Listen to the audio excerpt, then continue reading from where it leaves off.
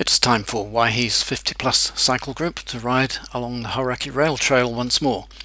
We're starting from the historic Victoria Battery, where there are a lot of mining relics, and riding mostly alongside the river down to the town of Paeroa. There's very little road traffic for us to deal with until we get to Paeroa, but this is one road crossing. It's nice to be the other side and away from the traffic. Just to the left here are the local waterfalls. We had some huge rains recently, and this is one of the results. A landslip. Not quite such a big one as one we'll see later on, but big nonetheless. One of the features on the way is the rail tunnel. The bridge was built to carry the rail traffic over the river and then on into the tunnel. The tunnel opened in 1905 and is just over 1 kilometre long.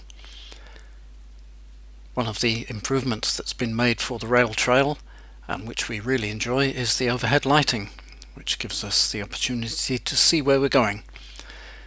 From the far end we come out over another bridge, not a very wide one this time, and find there's another whole bunch of cyclists waiting for us. Some people prefer to start this side of the tunnel, and somebody counted as we set off and reckoned there were 26 of us or more. So that's quite a bunch to get together on this trail, which is not very wide. And when we come to things like the gates, of course that causes a little bit of bunching. The first gate is the sort we quite like. You don't actually have to open and close anything, you just ride through the space. So that's not too bad.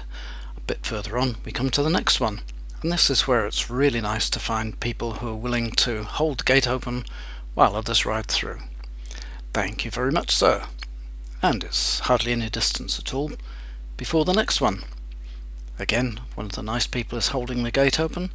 Thank you very much, ma'am.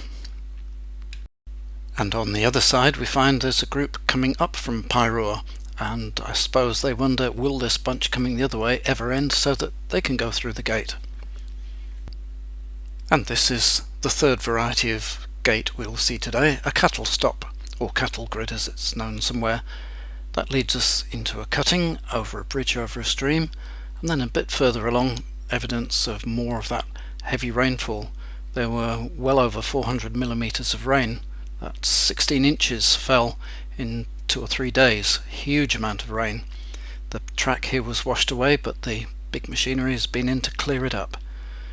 So it's quite flat and less exciting once we get out towards Paeroa, so I thought we'd go at high speed over this bit of the trail until we get to almost the edge of town. Here's where we join a little bit of road, followed by the bridge over the river that takes us into town, and as this gentleman observed, the council did a good job on the rail trail but forgot to join it up into and out of the town. In the town centre we come to the courtyard cafe, work out how to park all these bikes, which we managed to do, and go in to find that in the cabinet here is a very nice selection of imported specialist cheeses. So we're going to have a trip back there to buy some of that stuff one day soon. Here is the courtyard from which the cafe takes its name, where we enjoy good company, good coffee, and get ready for the journey home, which will be another story. See you next time.